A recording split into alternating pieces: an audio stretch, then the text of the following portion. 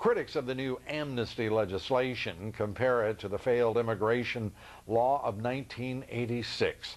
Bill King is one of those critics. King was senior Border Patrol agent and later regional director for the Immigration and Naturalization Service during the 1986 amnesty, joining us tonight from California.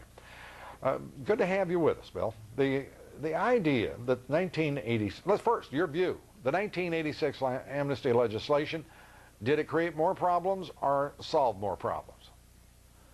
It created nothing but more problems, Lou. And in fact, going back to the '86 program, it was the largest program ever undertaken by the INS up to that point. Logistically, it was a nightmare.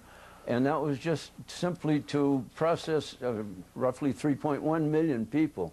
The size and magnitude of this current plan is, to me, unmanageable. I don't think the Bureau of Citizenship and Immigration Services is in a position to handle it.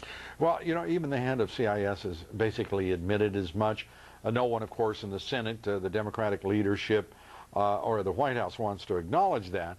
But let me ask you this. Why in the world, in your judgment, could the United States government not secure its borders from 1986 to current day? Lack of political will. I've listened to promises for the last 50 years about how the border situation is going to be improved, how interior enforcement will work. None of it has ever happened. As you know, the employer sanctions bill in the '86 program was a dismal failure. I can see nothing more than the same thing happening again with this new program. And so when this president, Senator Kennedy, the Democratic leadership and the Senate tell us that we're going to see 18,000 Border Patrol agents, you're not buying it? No, sir. Look back to the last election cycle when President Bush was promising 10,000 new Border Patrol agents at the rate of 2,000 a year for 5 years. That didn't happen. I doubt that we'll see 18,000 Border Patrol agents. We have 6,000 National Guardsmen down there on the border now. They're serving in secondary roles, and as far as I'm concerned, they should be trained to interdict both the drugs coming into this country and the illegal aliens. And give us your best assessment, Bill, if you will. From your perspective and your experience, what would it take to secure that border and to secure our ports?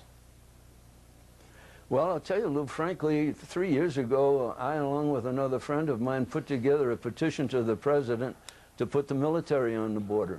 We have the best trained, best equipped troops in the world. They do what they're told, they do it well, and that's the only short-term solution available. Well, instead, Bill, as you know, if I may use this expression, some bozo in this administration came up with a brilliant idea, instead of doing that, to send the Border Patrol agents to Iraq. But you gotta love government work, right? Well, I'm not sure I do any longer. It's just totally out of hand. The American public is paying the price for all of it, and it will only get worse. And the idea of the nation's sovereignty seems to be not even in the top 10 of any priority on the part of most of our elected officials in Washington, unfortunately. Bill King, a great pleasure to have you with us tonight. We hope we can talk again soon. Well, thank you very much. It was a pleasure. Bill King.